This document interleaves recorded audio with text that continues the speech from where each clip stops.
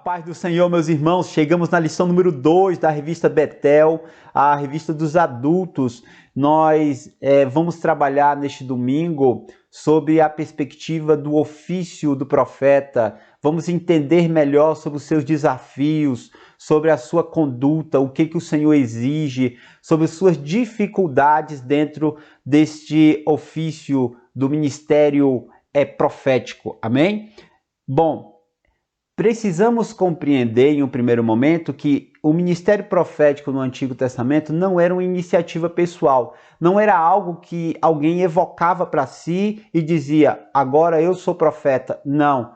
Nós temos que entender também que não era uma indicação eclesiástica vindo ali dos sacerdotes, vindo dos levitas, não. Também não era uma indicação estatal, ou seja, do governo, os reis não tinham esse poder de indicar o verdadeiro profeta de Deus. Os profetas de Deus eram erigidos mediante um chamado do próprio Deus, amém? E quando que eles vinham? Eles vinham em momentos de turbulência espiritual, eles vinham em um momento de apostasia, de um afastamento, de um esfriamento, onde o povo estava em decadência. Então o Senhor levantava profetas para que pudesse trazer a sua mensagem, e essa mensagem, ela era muito árdua. A missão do profeta era árdua. De que forma? Porque o profeta ele vinha exatamente para trabalhar aquilo que o povo estava gostando, ou seja, que era o pecado. E ele vinha contra tudo isso. Isso nós vamos ver na lição. A missão árdua para edificar. O profeta tinha essa obrigação de trazer uma edificação para o povo. E edificar é erguer. Erguer alguém que está caído, a nação estava caída, estava em decadência. Também tinha uma missão de consolar, trazer um alívio. É uma das características do profeta Ezequiel. O profeta Ezequiel não veio apenas trazer uma mensagem de edificação, mas também de consolação, para que o povo soubesse que há um Deus, que Deus estava com eles, que mediante o arrependimento, o Senhor traria um alívio a eles, traria um socorro onde eles voltariam para a sua terra. Nós temos também, dentro desta missão, o papel do profeta em exortar. E o que é o exortar? O exortar não é simplesmente o que você encontra, talvez, se você der um Google e vai encontrar como algo como erguer, como animar. Sim, tem esse sentido, mas lá na etimologia da palavra, lá nas suas raízes, a questão do exortar é exatamente o gritar. É como um grito de desespero para que alguém acorde. É como um salva-vida, eu falei na lição, no comentário da lição Conectar, que é o grito de um salva-vida à beira-mar falando para os banhistas, olha, corra, tubarão, tubarão, ou saia daí, porque essa área aí é perigosa, você pode cair numa corrente de retorno, você pode se afogar, venha, venha. Ou seja, é alguém que está tentando trazer à consciência outro que está em perigo, mediante um grito, mediante uma entonação de voz mais exagerada, vamos colocar assim, amém? O tópico 1 vai dizer o seguinte, um profeta no exílio. Aqui nós temos que compreender duas perspectivas. A primeira é o tipo de povo e aí depois o tipo de profeta para este povo. Bom, o tipo de povo, nós compreendemos no capítulo 3 de Ezequiel, que o Senhor está dizendo que esse povo é obstinado, ou seja, é inflexível, é um povo que é irredutível na questão de voltar às suas origens espirituais.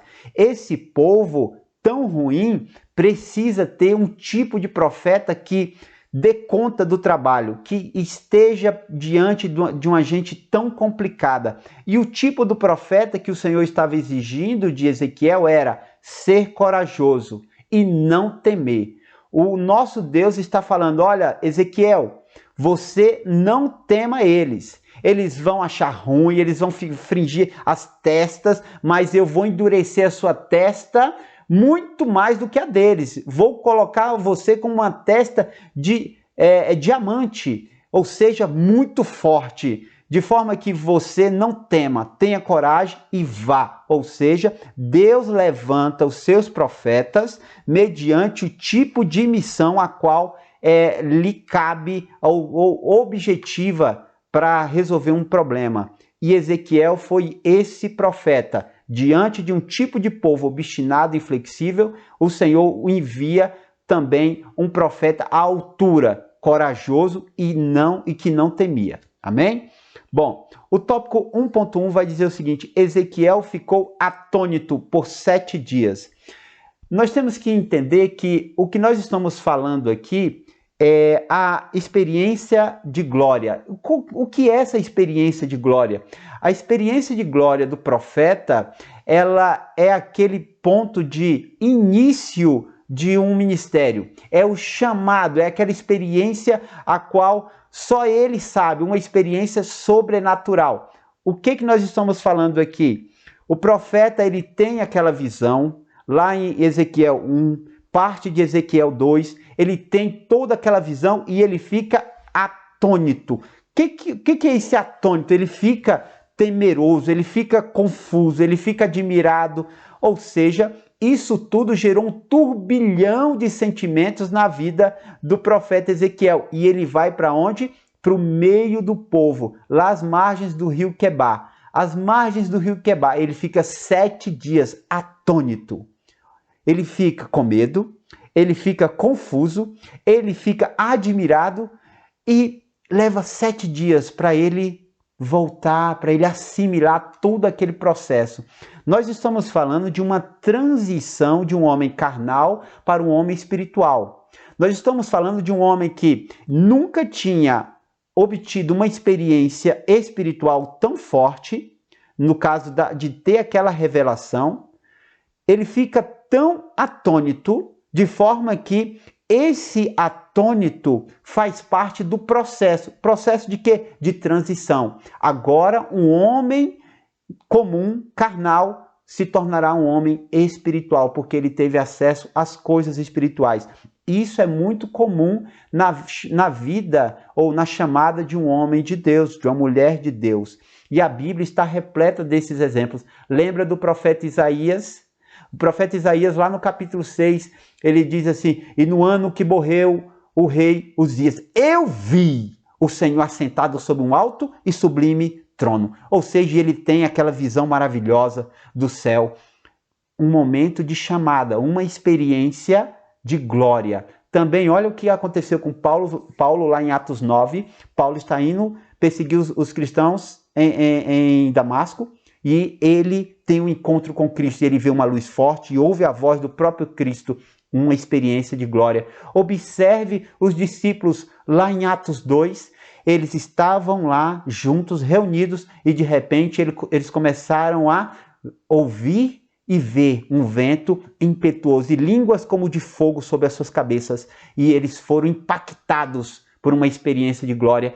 Toda vez que o Senhor chama alguém e ele tem um objetivo para aquele alguém, para aquela pessoa trabalhar no reino, o Senhor dá uma experiência de glória. Não é simplesmente a experiência pessoal, não é só a experiência daquilo que você sabe fazer, mas o homem e a mulher de Deus precisa ter uma experiência de glória. E a igreja está aí cheia de pessoas que têm testemunhos de experiências de glórias. Tem gente que passa 3 dias, eu conheço testemunhos de pessoas que ficaram 3 dias falando em línguas. No dia que o Senhor desceu sobre eles, mediante o Espírito Santo, eles foram impactados por uma experiência de glória. E não somente ter a experiência, mas aquele momento é o momento da transição. O homem carnal agora está sendo revestido, capacitado para algo espiritual. Amém? O tópico 1.2 vai dizer o seguinte: vivendo com os cativos. A expressão Tel Abib é uma expressão que tem o seguinte significado: lugar de restolho ou lugar de ruína. O que é um lugar de restolho, um lugar de ruína? A revista traz que o lugar de restolho seria um lugar que teve um grande rebuliço, vamos colocar assim, de uma grande enchente, de um dilúvio, ou até mesmo de uma guerra, uma catástrofe. E ali ficou ruínas de algo que existiu, que antes era pujante e agora não é mais. E o povo de Israel, quando foi levado, essa segunda leva, onde que eles vão morar? Eles vão morar às margens do rio Quebar, nessa região chamada Tel Abib. O que é esse Tel Abib? Tel Abib é simplesmente um lugar de favela, é uma favela. Ou seja, é o pior lugar que tem ali para se morar. E isso arremete, sabe o quê? A condição espiritual do povo. Como que o povo estava vivendo? Eu não estou dizendo aqui que quem mora em regiões humildes, simples, e eu moro numa região simples, humilde, se eu não estou falando que a sua condição espiritual está colocando ali, não é isso que eu estou falando. Eu estou falando que o lugar qual eles foram levados cativos não foi a sua vontade, não foi a sua condição financeira, não. Eles foram levados para ali cativos. E ali era um lugar de miséria, de ruína. Este lugar de miséria mostrava o quê? Que esse homem, que essa mulher que estava em cativeiro também estava em uma condição espiritual de ruína. É por isso que eles estavam lá. Então, quando nós olhamos a vida espiritual do povo e olhamos onde eles estavam em parelha, estava igualzinho, uma vida em ruína. Eu morava com eles, o próprio profeta foi morar no meio deles. E aqui nós encontramos algo muito importante. O nosso Deus tem prazer em morar junto do seu povo. Sempre foi assim. O nosso Deus, ele sempre utilizou do seu atributo da imanência. E o que é esse atributo da imanência? Significa estar junto, estar perto.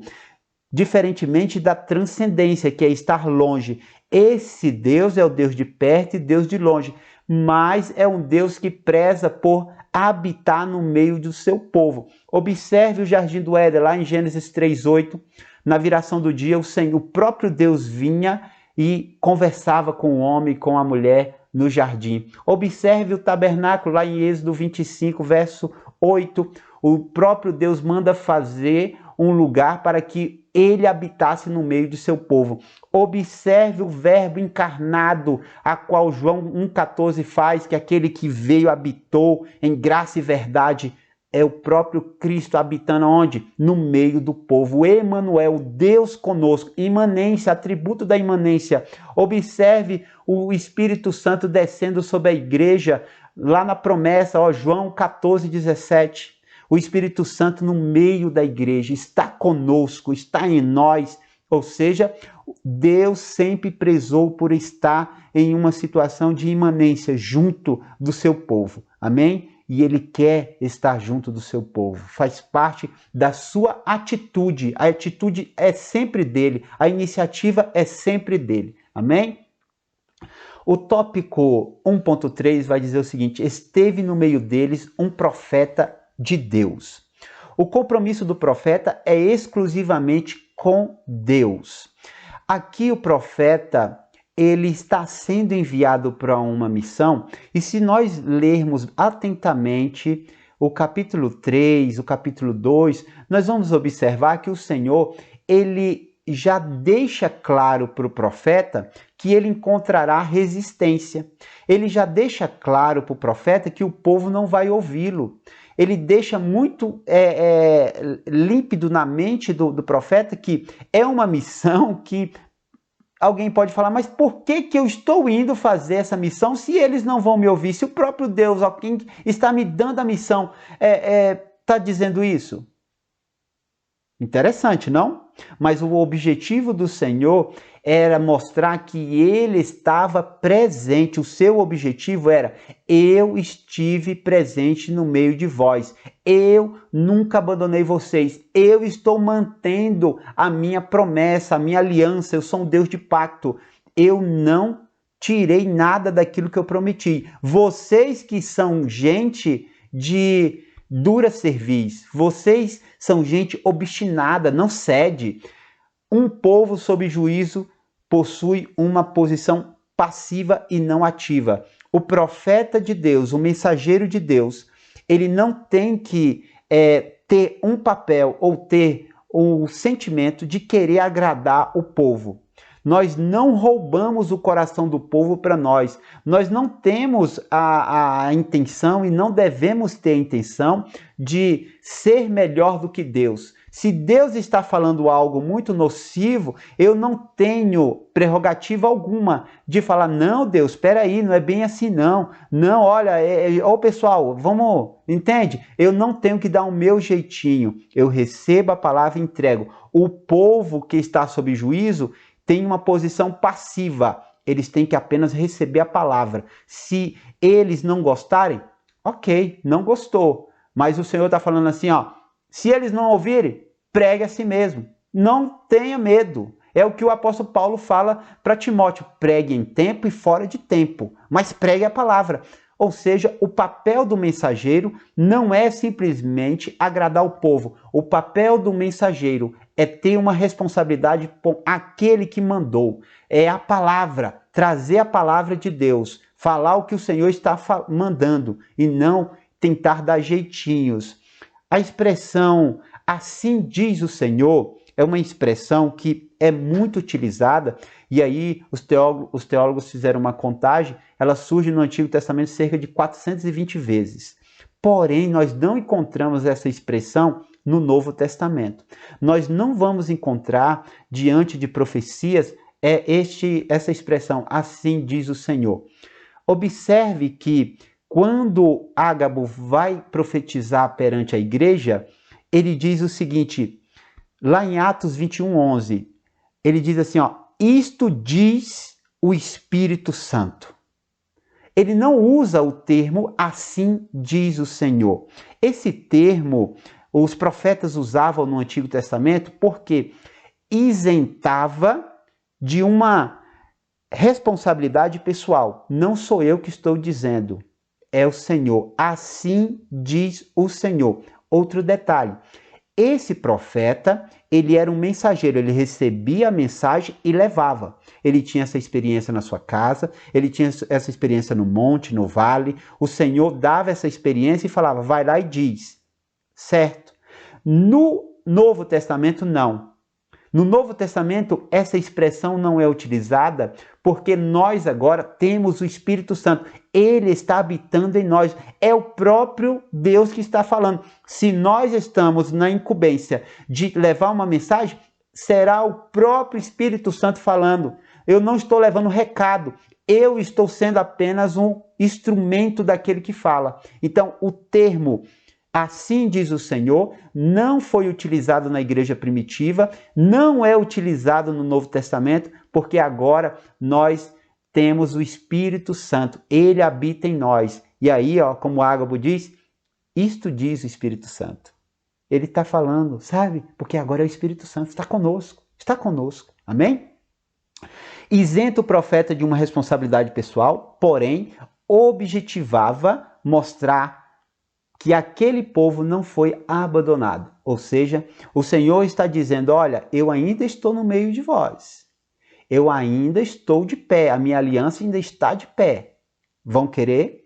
Lá em Deuteronômio 18:20, fala que o profeta que profetizar tiver a presunção de falar por si mesmo, sendo que o Senhor não falou, esse profeta é digno de morte. Deuteronômio 18:20.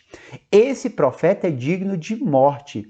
E nós encontramos muitos obreiros e obreiras nos nossos dias que querem evocar para si, assim diz o Senhor, de uma forma que lhe dá autoridade, de se impor diante do povo.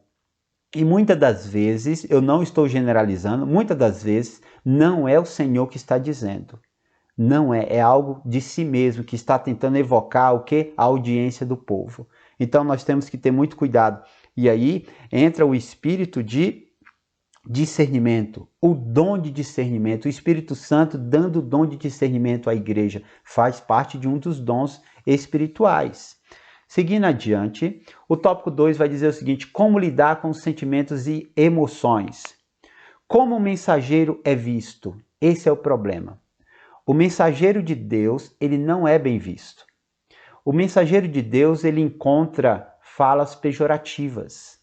Vão falar que ele é muito santarrão ou santarrona. Vão falar que ele quer ser mais do que A, B, C. Vão trazer tantas formas, falas pejorativas sobre ele, de forma que se o mensageiro não tiver o auxílio do Espírito Santo, ele fracassa, ele fraqueja. É muito nocivo isso. A mente do mensageiro. Olha, o mensageiro, o profeta Ezequiel, foi tirado de sua terra, foi colocado numa favela, foi colocado em uma condição de escravo. Como que fica a mente de alguém que perde tudo? E aí no decorrer acontecem inúmeros problemas, sua esposa morre, o Senhor o coloca em situações até mesmo vexatórias, como uma forma de ilustração da situação do povo. Comer sobre fezes, entende? Tão complicado. A vida do profeta Ezequiel foi muito pesada. E aí, como que fica a vida pessoal do profeta? Ele não tinha mais vida pessoal, sua esposa morre. Ou seja, agora ele tem o quê? Uma vida ministerial. Como fica a vida ministerial, solidão ministerial do mensageiro? A solidão ministerial do mensageiro é muito triste, porque ele não encontra apoio dos sacerdotes, ele não encontra apoio da sua comunidade, enfim, ele fica desolado, precisa do Espírito Santo. A oposição fraterna, os irmãos se opondo, sabe? Aquilo que nós colocamos lá em cima, as falas pejorativas, as mentiras, os julgamentos, tudo isso, se o mensageiro não tiver o Espírito Santo, ele fracassa, ele cai. O mensageiro ele deve dissociar as emoções negativas em relação aos opositores da missão. Porque se nós não dissociarmos, nós, ao invés de trazer a palavra de Deus, o que nós vamos levar? Apenas os nossos devaneios, a nossa irritação. O que nós vamos levar mais? Somente os nossos achismos, que não vai ser efetivamente algo positivo para a igreja, algo positivo para o povo, né? E aí, se ele não tiver uma mente sadia, santa, ele corre o risco de se transformar em um justiceiro, de mensageiro se transformar num justiceiro. O justiceiro é implacável, o justiceiro ele pensa com o fígado, ele não pensa com o espírito. E isso é muito ruim, é tão ruim para o mensageiro como ruim para quem está recebendo, e o Senhor desaprova. É algo muito triste. Então, nós, obreiros do Senhor, que estamos na obra, nós precisamos do Espírito Santo, porque se nós não tivermos, nós vamos cometer erros. Eu já posso ter cometido esse erro, você já pode ter cometido esse erro, e é tão ruim. Você não sai como um vencedor, mas você sai como um perdedor diante de tudo aquilo, ok? Então você não cumpre o seu papel, eu não cumpro o meu papel como mensageiro. O profeta Ezequiel é chamado de Deus fortalece, o seu nome é Deus fortalece, é o que o profeta precisa, de Deus fortalecendo, porque se ele não fortalecer, ele não dá conta, o povo é obstinado, amém? O tópico 2.1 vai dizer o seguinte, o confronto com a verdade. O confronto com a verdade resulta em rupturas de relacionamentos. Rupturas de relacionamentos familiares, rupturas de relacionamentos ministerial, rupturas de relacionamentos fraternal, a irmandade. Ou seja, a verdade, quando chega no meio de um povo rebelde, ela causa essa indiferença entre os irmãos e o mensageiro. Momentos conflituosos. Esse confronto, ele também traz momentos conflituosos. Que momentos conflituosos são estes? É quando a palavra chega onde o ser humano está em trevas. Não tem como alguém que está em trevas não se incomodar quando chega a luz. O primeiro ponto é fazer isso aqui, ó, colocar a mão no rosto, é não tentar, é não querer ver, porque ele está em trevas. O povo que está em trevas, ele se assustará, ele será incomodado quando chegar a luz. O confronto desencadeia mudanças, mas ninguém muda apenas levando elogios. A história da humanidade ela é moldada por momentos de conflitos. A Primeira e a Segunda Guerra Mundial, que aconteceu no século passado, é responsável por um grande desencadeamento de um desenvolvimento tecnológico na saúde, na informação. Por isso temos internet, por causa da Segunda Guerra Mundial. É por isso que temos medicamentos, por causa da guerra. Ou seja, momentos conflituosos movem as pessoas a buscar uma solução. E Deus é aquele que está sempre com seus mensageiros, buscando acordar, confrontar o povo, para que o povo desperte e possa ser melhor do que o que foi antes. Provérbios 12:1 diz o seguinte: o que ama a instrução, ama o conhecimento, mas o que odeia a repreensão é estúpido. Na minha linguagem está dizendo é estúpido. Este estúpido, ele é cego, ele não quer ver. Ele já se irrita, ele já busca se afastar, ele já busca te colocar de escanteio, coloca um mensageiro de escanteio, ou seja, ele faz de tudo para que a verdade não venha a prevalecer, porque está em trevas, mas só mediante o confronto que há mudanças. Amém? O tópico 2.2 vai dizer o seguinte: a esperança por um fio. Um homem morto espiritualmente não tem esperança. A esperança ela está em alguém que está vivo. E vivo, nesse sentido, nós vamos trazer o sentido espiritual. Um homem que está morto espiritualmente, ele não tem nenhuma esperança. O povo que estava ali na Babilônia era um povo que estava sem esperança. Por que estava sem esperança? Porque estavam mortos espiritualmente. Para eles, acabou tudo. Se nós observarmos, até mesmo os que ficaram, os remanescentes que ficaram lá em Jerusalém, eles não tinham nem mesmo confiança de tentar arrumar suas casas, de tentar reconstruir. Eles diziam assim: olha, nossa, vão construir por quê? Se nós estamos dentro de uma panela, essa cidade é uma panela e nós somos a carne, vai construir para quê? Todos nós morreremos. Homem e mulher sem esperança é homem que está morto espiritualmente. Provérbios 11:7 diz o seguinte: morrendo o homem perverso, perece sua esperança, e acaba-se a expectação de riqueza. Ou seja, não tem nenhuma perspectiva de melhora, não tem nenhuma perspectiva de ser melhor. O povo estava jogado de forma que eles mesmos se colocaram naquela situação, tanto pelo fato da causa de estarem lá, como também quando chegaram lá, eles se entregaram à desesperança. Estão em pecado, não tem como ter esperança. Mas aí vem o profeta para edificar, para exortar, para trazer um alívio, trazer um consolo, de forma que esse povo se atente, volte a si, né, como um desfibrilador que está ali em cima de um defunto, para que ele volte, para que ele acorde. Assim era o profeta diante do povo. O tópico 2.3 vai dizer o seguinte: advertência de Deus ao profeta. A mudez do profeta foi para a sua própria preservação. O Senhor, o capítulo 3, vai trabalhar exatamente isso. Lá no 3:26, o Senhor diz o seguinte: e eu farei que a tua língua se pegue ao teu paladar, e ficarás mudo, e não lhe servirá de repreendedor, porque eles são casa rebelde. Ezequiel 3:26. O que o Senhor está dizendo é: olha, e se você ver o versículo anterior, o 25, nós vamos encontrar o Senhor falando assim: ó, eles vão te amarrar. E lá, e mais adiante ele fala assim: esconda, fecha, entra na tua casa, fecha a porta e fique lá. Não fala nada. E aí o Senhor fala assim: porque se eles te pegarem, eles vão te amarrar com cordas. O que seria isso? Se eles se encontrar com você e você não estiver de pé pelo meu espírito, eles vão te convencer.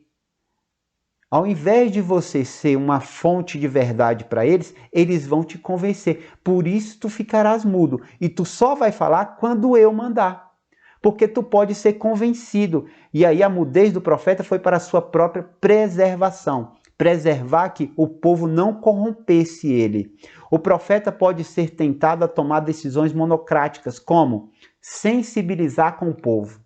Se o profeta sensibiliza com o povo que não se arrependeu, ele passa a ser um dos tais. E sendo um dos tais, ele torna-se um profeta falido. E o Senhor estava preservando o profeta Ezequiel. Também pode ser que, ao tomar uma decisão monocrática, ele possa irar-se contra o povo. E irar-se na carne. E irando-se na carne, perde a mão, perde o foco. E aí não era isso que o Senhor estava querendo. O Senhor estava preservando ele. Ele falou assim, tu ficarás mudo. Quando eu quiser falar, eu vou te dar autorização. Tua língua vai voltar ao normal. Enquanto isso, tu ficarás mudo. Então, o Senhor estava preservando o profeta de forma que ele cumprisse a sua missão.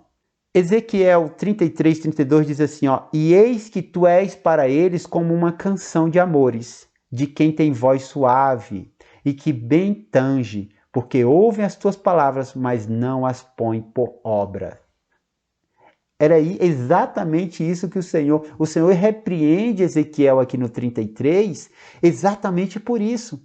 Porque Ezequiel foi falar, sabe, tranquilo, tentando ganhar eles, pela uma conversa muito boa, e eles até gostavam. Se você observar o capítulo 33, tem um momento que eles falam assim, eles ficam nos muros falando assim, vamos atrás do profeta, porque quem sabe ele tem algo de Deus para falar para nós? Ou seja, ouviam, mas não colocavam as suas obras conforme a palavra. Só queriam ouvir coisas doces, agradáveis. Será que isso acontece no nosso meio? Será que, contextualizando com a nossa época, será que nós estamos vivendo um momento que pessoas só querem ouvir palavras bacanas, legais, mas não querem assumir para si a responsabilidade? A palavra de Deus, ela traz direitos, mas ela também exige obrigações. O cidadão do céu, ele tem direitos, mas também tem obrigações. O problema é que nós estamos vivendo uma geração que só quer ter direitos, só quer receber, triunfalistas, só querem vencer, mas não querem se arrepender dos seus pecados, não querem ter uma vida de santidade. E quando a verdade chega, eles escondem seus rostos e querem fugir. Muito sério isso que estamos vivendo. O tópico 3 vai dizer o seguinte, um profeta destemido. O mensageiro fala mediante o Espírito Santo. Nós observamos que quando o Senhor fala com Ezequiel, sempre vem a expressão, e o Espírito me pôs de pé. Sempre o Espírito estava trabalhando. O Espírito era a força motriz do profeta. Ele só falava quando o Espírito Santo estava atuando e levantava para falar. O mensageiro não pode prevaricar. E o que seria isso? É deixar de cumprir, é fazer vista grossa, é deixar de alertar o povo, é deixar de exercer o seu ministério diante dos flagelos que o povo está vivendo de pecado. Então eu não posso prevaricar. Você não pode prevaricar. O homem de Deus, a mulher de Deus que está incumbido de levar uma mensagem, não pode prevaricar. Não pode fazer vista grossa. Tem que atuar mediante o Espírito Santo. Ele é a força motriz de um profeta. Amém? O 3.1 diz o seguinte, quem está com a verdade não pode ter medo de falar. A verdade sem os frutos do Espírito perde a sua eficácia. É aquilo que nós falamos lá atrás. O mensageiro não pode ser um justiceiro. Porque se ele perder os frutos do Espírito, e aí nós vamos colocar o principal, que é o amor, aí nós não vamos ter uma forma espiritual de falar. E as pessoas, ao invés de abrir, elas vão se fechar cada vez mais para a palavra. Isso acontece e é muito ruim. Ezequiel 3:24 diz o seguinte, então entrou em mim o Espírito e me pôs em pé. E falou comigo e me disse, entra, encerra-te dentro da tua casa. É aquilo que eu falei para os irmãos. O Senhor manda ele adentrar dentro da sua casa, ficar preso ali, porque ele poderia ser contagiado pelo povo. Então, é só mediante aquilo que o Espírito Santo fala. É mediante o que ele manda. Se ele mandar, nós falamos. Se ele não mandar, nós calamos. Então, o homem de Deus, a mulher de Deus precisa ser guiado pelo Espírito. E o Espírito Santo está conosco, está em nós. E ele é a nossa força. Ele que direciona. Amém? O 3.2 vai dizer o seguinte: o desgaste do ofício. O mensageiro, o homem de Deus, a mulher de Deus, que preza pela boa saúde do reino, ele tem os seus desgastes. O seu desgaste espiritual, por exemplo. Imagina você pregar e o povo não atende, não escuta. O seu desgaste de jejuar, de orar, palavra, de buscar no Senhor e o povo não escuta. Desgaste espiritual acontece.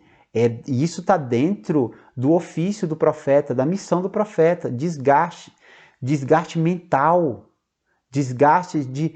Olha, será que eles não estão entendendo? Sabe? Aquele momento que... Ou será que eu não estou sendo claro? É aquele momento que entra até mesmo um pensamento confuso. E a mente, às vezes, pode ficar com dúvida. Também o desgaste físico, jejum, oração, perder sono. Aconteceu com ele até mesmo os seus ossos aquecerem como uma larva de vulcão. Ou seja, ele começa a sentir no seu próprio corpo os efeitos, sabe, de quem tem uma importância, que quer que o reino funcione corretamente. Emocional. Imagina aqueles que colocam termos pejorativos sobre o mensageiro, aqueles que tratam o mensageiro com indiferença. Como que ficam as emoções desse mensageiro? Algo sério. E o contra-ataque. O desgaste do ofício também envolve o contra-ataque. Ataques de toda forma, até mesmo de expulsão. Sai do nosso meio, algo do tipo acontece. Ou seja, desgaste. Esse desgaste, se formos por nossas forças, se for por nossa mente, nós não conseguiremos. Nós vamos fracassar. E o que é preciso? É o Espírito Santo. Nós choramos diante dele, ele vai fortalecendo e a sua obra vai progredindo. Então isso é muito sério. O obreiro, o mensageiro de Deus, deve ter ciência que haverá o desgaste do ofício, que haverá o contra-ataque, que haverá as suas dores físicas, emocionais, enfim, é muito sério isso. O 3.3 diz o seguinte: a mensagem de Deus nunca deve ser transmitida pela vontade do povo. As duas necessidades do povo. O povo tem duas necessidades.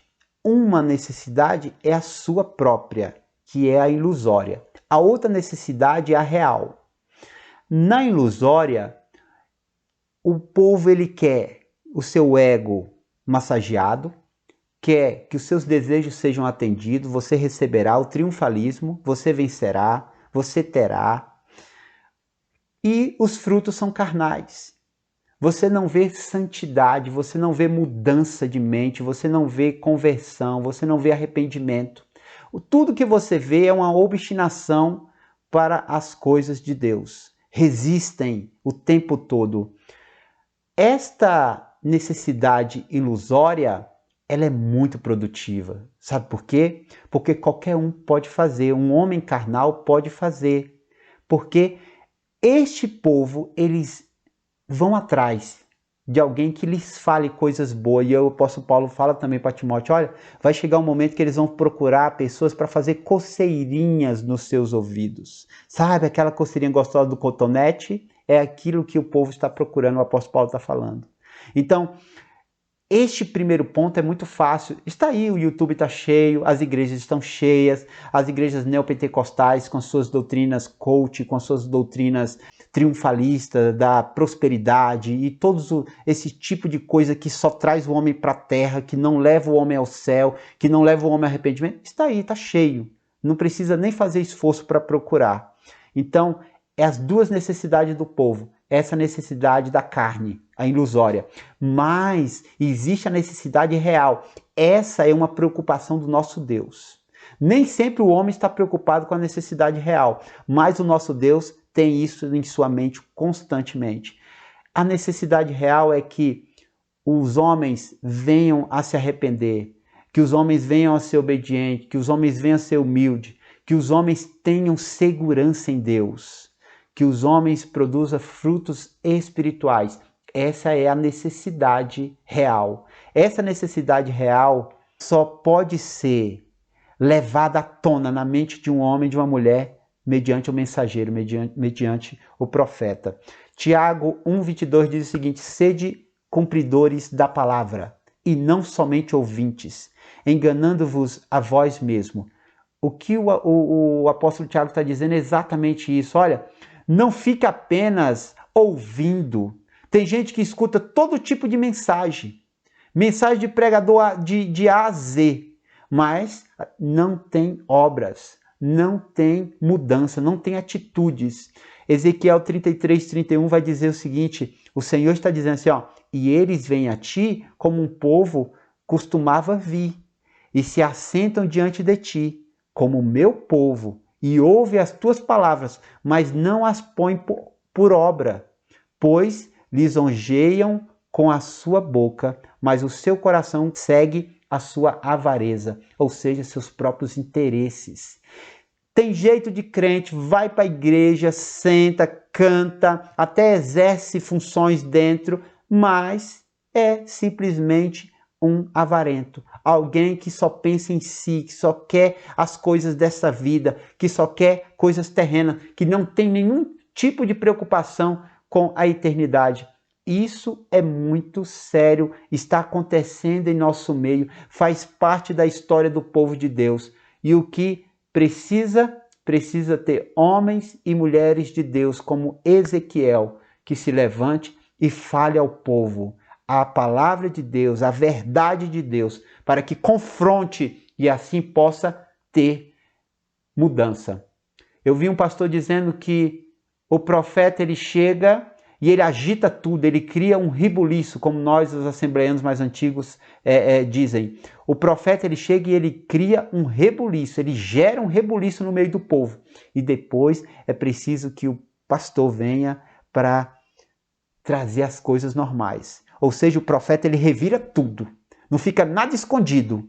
E agora que está tudo à tona, precisa do pastor cuidar, tirar o que está errado, ajustar o que está desajustado, para que o povo possa voltar a ter uma saúde, um relacionamento com Deus. Amém? Espero que tenha sido útil a você este comentário. Que Deus abençoe sua vida, que Deus abençoe sua aula, que você seja uma tocha diante da sua classe no próximo domingo. Fique na santa e gloriosa paz do Senhor, meus irmãos.